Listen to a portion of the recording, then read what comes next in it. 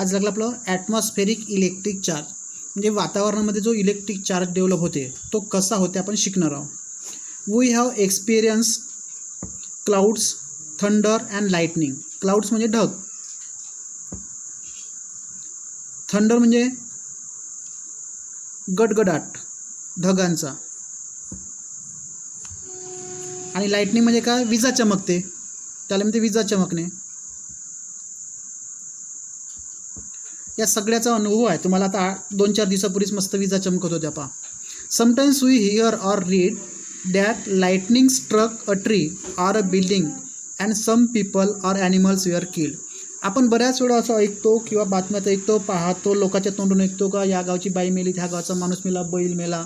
कशामुळे? स्ट्रक म्हणजे पडणे, वीज पडल्यामुळे. शेतामध्ये बऱ्याच ठिकाणी पडते किंवा झाडावर पडते, मोठ्या मोठ्या बिल्डिंगवर पडत असते. हाऊ डज दिस हॅपन, हे कशामुळे होते? How can we prevent such injury or death. मग ह्या इंजुरी किंवा डेथ आपण कसं काय रोखू शकतो? What is it that actually happens when there is lightning in the sky and when lightning strikes the earth. आता आकाशात वीज चमकते आणि जमिनीवर पडते, म्हणजे ॲक्च्युअली म्हणजे नेमकं हॅपन म्हणजे घडणे. नेमकं काय घडत असते? आकाशात चमकते आणि खाली पडते, म्हणजे नेमकं काय? बघा चित्रामध्ये दाखवलेलं आहे, हे ढग दाखवलेलं आहे. या ढगामध्ये पॉझिटिव्ह चार्ज आहे आणि निगेटिव्ह चार्ज आहे. जेव्हा ढग जवळ येते तेव्हा त्याच्यामध्ये असे चार्ज डेव्हलप होते, पॉझिटिव्ह, निगेटिव्ह, एकदम अलग, या एंडला वेगळ्या आणि या एंडला वेगळा. आणि अशा वेळेस हे निगेटिव्ह चार्ज असं खाली ओढल्या जाते. आता शिकणार असो आपण. लाइटनिंग म्हणजे वीज चमकणे, लिहून दिलं वरती. वेअर एअर अँड क्लाउड्स रब अगेन्स्ट इच अदर. बघा काय, एअर म्हणजे हवा आणि क्लाउड्स म्हणजे ढग. रब म्हणजे घासणे किंवा घर्षण होणे. काय एकमेकाला घासतात? हवा आणि ढग एकमेकाला घासतात. Each other in the sky, आकाशामध्ये. The upper part of the some clouds on the upper sides becomes positively charge. आता सांगितलं, जेव्हा ढग आणि हवा एकमेकाला घासते तेव्हा त्याच्यामध्ये चार्ज डेव्हलप होते आणि अशा वेळेस पॉझिटिव्ह चार्ज वरच्या भागाला जमा होतो आणि निगेटिव्ह चार्ज खालच्या भागाला जमा होते. आणि lower sides becomes negatively charge. Lower म्हणजे खालचा. या चित्रात दाखवल्याप्रमाणे बघा, खालचा भाग कसा आहे, म्हणजे निगेटिव्हवाला आहे. कशामुळे घडते हे? हव्याच्या आणि ढगाच्या घर्षणामुळे. The science behind lightning and a lightning strike, विजा आणि विजा पडणे, याच्या मागचं विज्ञान काय? Is complicated. हे सगळं काय आहे? गुंतागुंतीचं. कॉम्प्लिकेटेड म्हणजे गुंतागुंतीचे.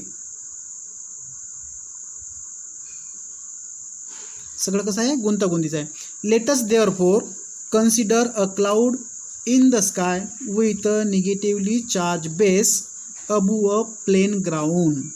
म्हणून आपण सरळ जी सपाट जमीन असते, आकाशात एका ऋण प्रभावित तळ असलेल्या ढगाचा विचार करू. प्लेन ग्राउंड म्हणजे सपाट जागा. कन्सिडर म्हणजे विचार करून.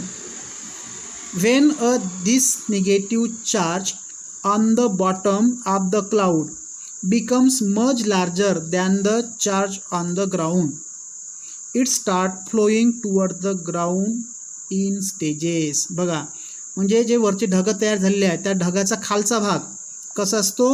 निगेटिव्हली चार्ज असतो. तर तो तळाचा ऋण प्रभार, निगेटिव्ह चार्ज, जमिनीवरील प्रभारापेक्षा खूप जास्त होतो. ही खालची जमीन. तर याच्यावर जर इथला चार्ज जर खूप कमी झाला आणि वरचा खूप जास्त झाला तेव्हा तो टप्प्याटप्प्यानं खालच्या ठिकाणी खिचू लागतो. म्हणजे कोणीकडे येऊ शकतो? तो जमिनीकडे यायला लागतो. केव्हा? इथला खूप जास्त झाला तेव्हाच. इथं जर जास्त डेव्हलप झाला नाही तर तो खाली येणार नाही. म्हणून तो जास्त झालेला चार्ज जमिनीकडे कमी असल्यामुळे जमीन त्याला खिचून घेते. दिस हॅपन्स व्हेरी फास्ट. आणि हे सांगून होते का आपल्याला? खूप वेगाने, खूप लवकर, जलद गतीने होते आणि कमी वेळात, in much less than a second. काही सेकंदामध्ये 1-2 सेकंदामध्येच घडून येते. अँड हीट, याच्यातून काय घडून येते? हीट म्हणजे उष्णता, आणि काय तर ते लाईट म्हणजे प्रकाश. अँड साऊंड एनर्जी, 3 गोष्टी विजामधून, हीट, लाईट, साऊंड, उष्णता, प्रकाश आणि आवाज. आपल्याला पहिल्यांदा काय दिसते? मोठं असं लख्ख लाईट पडते, आवाज याचाच राहते, आणि मग काही 2-3 सेकंदानं जोराचा आवाज येतो. Are produce along with the electric current, या करंटसोबत या 2-3 गोष्टी तयार होत असते. अ लाइटनिंग स्ट्राईक, आता वीज कशी पडते बघा. स्ट्राईक म्हणजे पडणे, लाइटनिंग म्हणजे वीज, आकाशातील वीज. You probably know that when there are electrically charged cloud in the sky, electricity is attracted towards a tall building or tree. म्हणजे वरत आकाशामध्ये विद्युत प्रकारित ढग असते आणि उंच इमारत, झाड यांच्यासारखे इलेक्ट्रिक खिचून घेणारे म्हणजे आकर्षित होते. कसं? आकाशातल्या या चार्ज आणि ह्या उंच बिल्डिंग असतात, हे काय करते? उंच इमारती, झाडं, तो चार्ज आपल्याकडे आकर्षित करून घेते. वेन लाइटनिंग स्ट्राइक्स, जेव्हा मग वीज पडते, on opposite electric charge is generated on the roof of a building और on the top of a tree by induction. बघा, इंडक्शनचं आपण शिकलो होतो, इंडक्शन प्रवर्तन. वीज पडते तेव्हा वेन लाइटिंग स्ट्राईक म्हणजे जेव्हा वीज पडते तेव्हा इमारतीच्या किंवा ते वरचं छत जे राहते, स्लॅब वगैरे काही टीनं घेणं, किंवा झाडाच्या शेंड्यावर, कुठं आहे? हां, टॉप ऑफ अ ट्री, झाडाच्या शेंड्यावर प्रवर्तनाने, इंडक्शनने विद्युत म्हणजे कोणता पदार्थ? अपोजिट, हे व्हॅल्यू नाही तर opposite electric charge is generated. विद्युत प्रभार कोण निर्माण होतो? पण कोणता? विरुद्ध विद्युत प्रभार निर्माण होतो. आणि due to the attraction between the opposite charges on the cloud and the building, the charge on the clouds flows toward the building. बघा, बिल्डिंगवरती विरुद्ध चार्ज डेव्हलप होतो आणि विरुद्ध चार्ज एकमेकाचे जर असेल ते एकमेकाला खिचून घेतात. ज्याची जास्त पावर जास्त पावर वगैरे नाही, कारण खालचं वर जाऊ शकत नाही, तर वरचीच जास्त झालेला चार्ज खाली खिचल्या जातो. दिस इज कॉल्ड लाइटनिंग स्ट्राईक. म्हणजेच काय? ढग आणि इमारत यांच्यातील जो विद्युत प्रभार असते तो आकर्षणामुळे ढगातील जो काही प्रभार निर्माण झालेला असतो खूप सारा, तो आपल्या बिल्डिंगकडे किंवा झाडाकडे, झाडाच्या शेंड्याकडे किंवा मोठा खंबा असेल त्या खंब्याकडे खिचल्या जाणे आणि मोठा आपल्याला आवाज येणे, अख्खा प्रकाश पडणे, यालाच लाइटनिंग स्ट्राईक असे म्हणतात. एक प्रकार वीज पडणे म्हणजे काय? ढगामधला इलेक्ट्रिक चार्ज आपल्या पृथ्वीवर येणे, तो खूप जास्त प्रमाणात आणि खूप कमी वेळामध्ये. लक्षात? तो जर खूप मोठा प्रभार असल्यामुळे तो झाडाला पेलवत नाही, बिल्डिंगला पेलवत नाही, तो जास्त चार्ज झाडाला, बिल्डिंगला, कोणत्या वस्तूला जाळून खाक करते. कारण आपण शिकलो, वरतं हीट तयार होते, लाईटही होते आणि साऊंडही होते. आपल्याला फक्त लाईट आणि साऊंड माहीत आहे, हीट माहीत नाही. जेव्हा वीज पडते तेव्हा ते जाळून टाकते. जमिनीवर पडलं तर जमिनीवर मोठा खड्डा पडते, विहिरीसारखा. घरावर पडलं तर घराचा काही भाग खचते, झाडावर पडलं तर झाडाचे फांदे मुडून जाते, झाड जळून जाते. यूज युअर ब्रेन पॉवर, डोके चालवा. What kind of damage is caused by a lightning strike. आता वीज पडल्यामुळे कोणकोणत्या प्रकारचे नुकसान होते?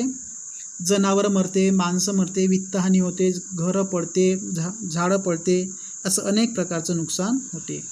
What measures will you take to prevent the damage caused by lightning. मग हे वीज पडल्यावर जे काही नुकसान होते, हानी होते, हे टाळण्यासाठी होऊ नये म्हणून आपल्याला काय उपाय करता येईल? मेजर्स म्हणजे उपाय. ते समोर दिलेलंच आहे काय उपाय आहे. तो डू यू नो, तुम्हाला माहीत आहे का? Due to the tremendous heat and light generated by lightning, a chemical reaction occurs between nitrogen and oxygen in the air and nitrogen oxide gas is form. बघा, जेव्हा विजा चमकत असते तेव्हा आकाशामधल्या जे वायू असतात, नायट्रोजन आणि ऑक्सिजन, यांच्यामध्ये रासायनिक क्रिया होते आणि त्याच्यापासून नायट्रोजन ऑक्साईड तयार होते. It mix with the rain water आणि तो नायट्रोजन ऑक्साईड तो पाण्यामध्ये मिसळते. Comes down to the earth आणि पाण्यामध्ये मिसळल्यामध्ये पावसाच्या स्वरूपात नायट्रोजन ऑक्साईड खाली येते. And supplies nitrogen to the soil आणि जमिनीला अशा प्रकारे नायट्रोजनचा पुरवठा होतो. दस इम्प्रूव्हिंग इट्स फर्टिलिटी आणि अशा प्रकारे तसा जर पाऊस पडला तर जमिनीची सुपीकता वाढते आणि त्याचा रंग होते पिवळसर रंग आणि आपण म्हणतो ना पिवळा पाऊस पडला म्हणून, तर त्याच्यामध्ये नायट्रोजन ऑक्साईडचं प्रमाण जास्त असते. याच्यामुळे जमिनीची सुपीकता वाढते बरं का. Due to the energy of the lightning म्हणजे या विजांच्या ऊर्जेमुळे the oxygen in the air is converted into ozone. जेवढ्या जास्त विजा चमकल्या तेवढ्या जास्त ओझोनची निर्मिती होते. कारण काय, विजामुळे ऑक्सिजनचं रूपांतर ओझोनमध्ये होतो. This ozone gas protects us from the harmful ultraviolet rays coming from the sun. सूर्यापासून होणारे जे अतिनील किरण असतात, हानिकारक किरणं, त्यांचं रक्षण हे ओझोन करते. आणि ओझोन कशामुळे तयार होते, विजा चमकल्यामुळे. म्हणजे विजा चमकणे हा सुद्धा आपल्याला फायदाच आहे, फक्त त्या पडल्या नाही पाहिजे. ओके, या ठिकाणी आपण थांबू.